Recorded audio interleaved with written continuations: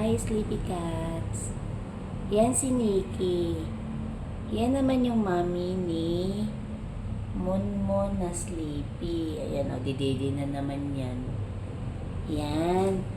Mga cats niya ng kapitbahay namin. Pero nung pumasok dito sa bahay, binigyan ng pagkain, hindi na umalis. So, mag-ina po siya ng inampon namin. Actually, dalawa yung baby niya, namatay yung isa.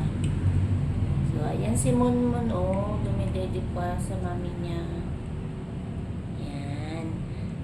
Nung dumating siya dito sa amin, si Nikki, wala siyang balahibo. Ayan, tumutubo na actually yung balahibo niya. Wala siyang balahibo. Pero ngayon, tumubo na yung balahibo niya.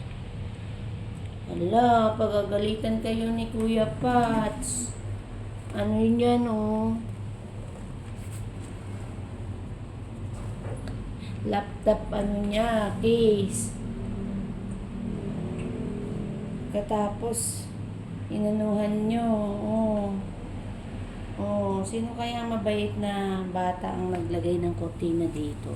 O, tanggalin natin. Sorry. Na-interrupt yung pagdede nyo.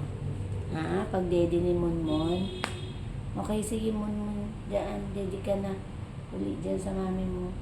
Ginuha ko lang ng kortina kasi kailangan kong labhan. Ha? O, sige. Diyan lang kayo. So, yan po ang magnanay na angko ni Ate Lini.